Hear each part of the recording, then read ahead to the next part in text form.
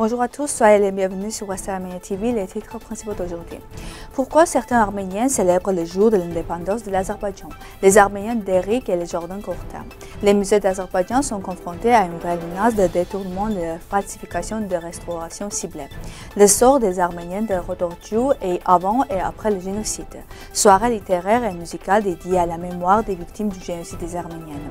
La conférence annuelle de Daniel Baroujan a eu lieu à l'Université de Gand en Belgique. Anita Dimitrou a rendu hommage à la mémoire des victimes du génocide des Arméniennes, restauration de l'identité et les droits des générations autochtones. Chaque année, certains Arméniens célèbrent le 28 mai comme l'anniversaire de l'indépendance de la première République arménienne. Pourtant, cette date soulève plusieurs malentendus historiques. En réalité, la déclaration du Conseil national arménien a eu lieu le 30 mai 1918 à Tiflis, non le 28 mai. Elle ne proclamait pas la création d'une république, mais affirmait seulement l'autorité du Conseil sur les régions arméniennes du Caucase, sans aucune référence au territoire de l'Arménie occidentale. Peu après le 4 juin 1918, le traité de Batum fut signé entre le Conseil arménien et les jeunes turcs. Ce traité, composé de 14 articles, reconnaissait une entité arménienne réduite à 12 800 km² tout en cédant de vastes régions, Zangezur, Karabakh, Lori et une partie du lac Sevan à l'Azerbaïdjan. Cette concession fut vivement contestée par le général Andranik, qui rompit avec le parti d'Action et proclama la République arménienne de montagne.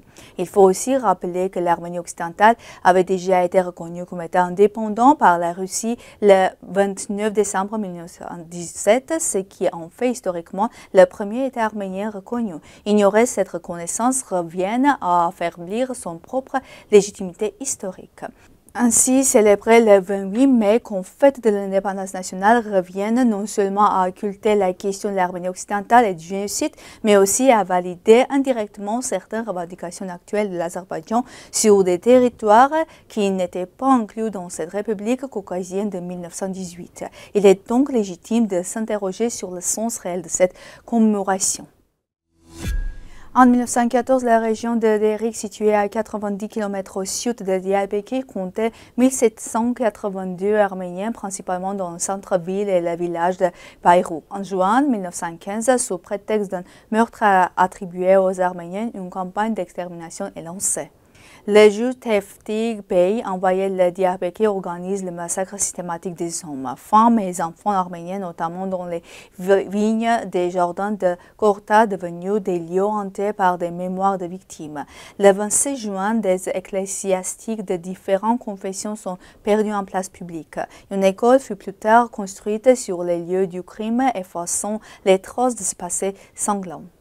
Le gouverneur Reşit Bey, qui avait refusé de déporter les Arméniens sans ordre écrit, fut assassiné, marquant le début des violences. Il fut remplacé par Hamdi Bey le 30 juin 1915. Eyüp Güven.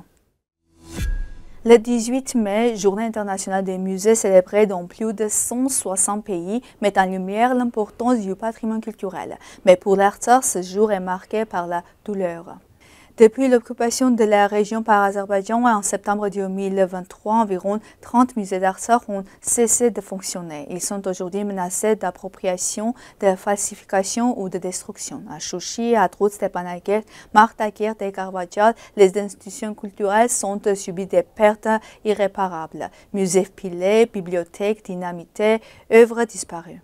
Cette journée rappelle que le génocide culturel se poursuit. La communauté internationale doit reconnaître ce danger et soutenir les Arméniens déplacés dans la défense de leurs droits culturels. Ovik Avanesov, médiateur pour le patrimoine culturel des hauts plateaux arméniennes.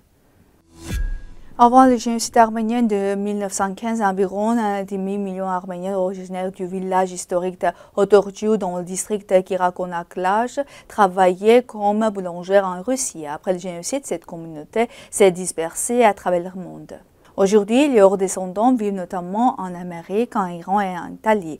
Rotorju, reconnu pour sa contribution à l'éducation et l'artisanat arménien, reste un symbole de l'héritage culturel arménien, malgré l'exil de sa population.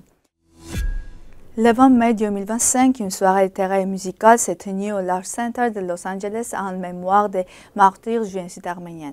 Élèves, parents, bienfaiteurs et invités y ont participé avec pour objectif d'éveiller la conscience nationale et de stimuler la création, notamment après la guerre d'Artsakh.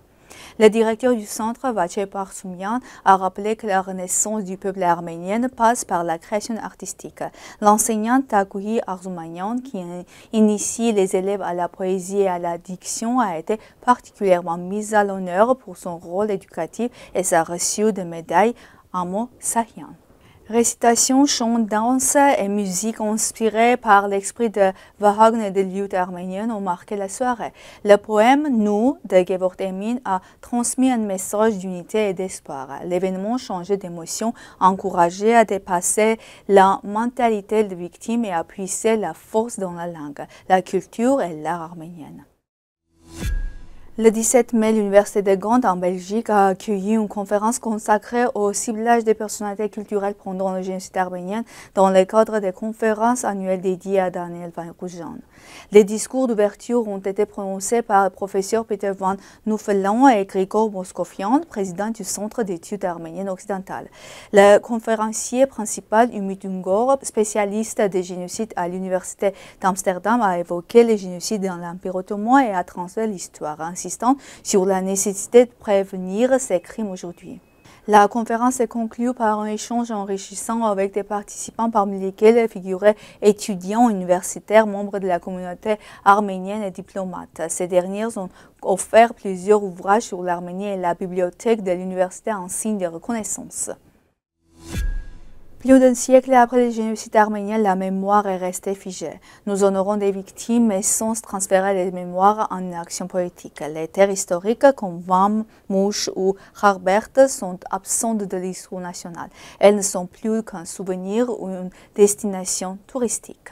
La diaspora, autrefois porteuse d'identité et d'espoir, s'est éloignée. La langue se perd, les liens se distantent et l'idée du retour s'éteint. Au lieu de résister à l'oubli, nous y sommes adaptés.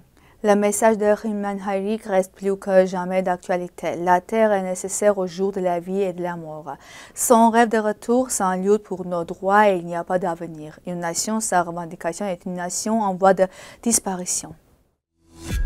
C'est tout pour aujourd'hui. Merci d'être avec nous. Au revoir.